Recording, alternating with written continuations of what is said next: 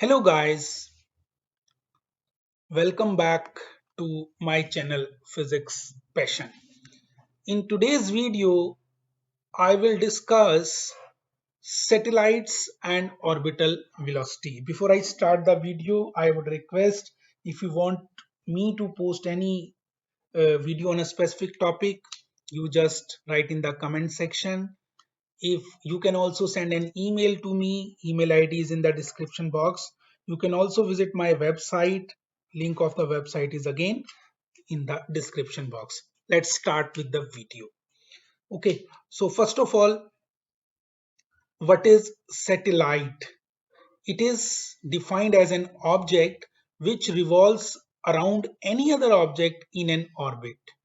That is a satellite. For example, the planets revolving around the sun are called the satellite of the sun. So all the planets revolving around sun, they are the satellite of the sun, and some another planets, they may have their own satellites. For example, our earth, that has one satellite, and that is moon. Another example is of Mars, which has two satellites.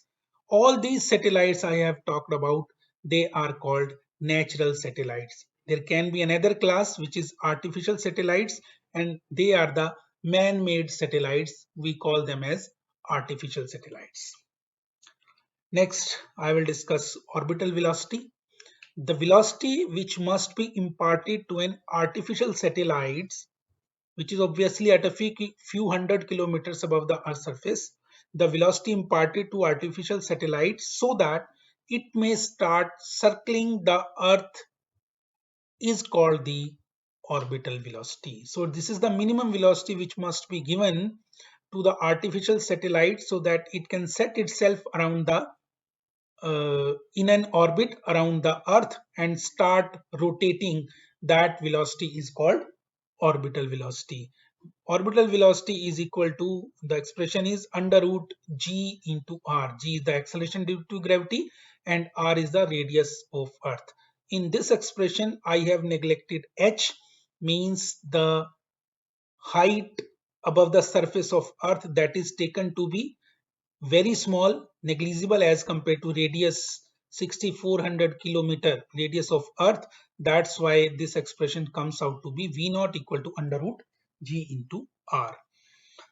So if I calculate this value of V naught by taking g to be 9.8 meter per second square and r to be radius of Earth to be 6400 kilometer, this V naught, that comes out to be around approximately 8 kilometer per second. Mean Earth, uh, to set a satellite in an orbit around Earth, this is the velocity which must be given so that it start orbiting around the Earth. 8 kilometer per second, this is the velocity imparted to the artificial satellite. Next point is time period of the satellite. Of course, it is the time taken by the satellite to complete one full revolution around the Earth. Okay, I mean distance covered in one revolution divided by its orbital velocity.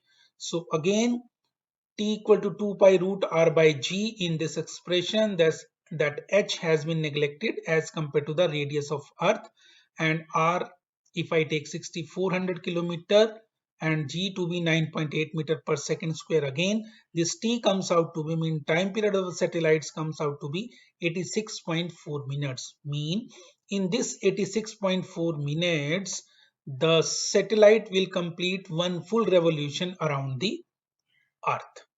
One more term I can discuss, that is geostationary satellite. It is a satellite which revolves around the Earth in the same direction as that of Earth and with the same angular speed as that of Earth. Such a satellite is called geostationary satellite.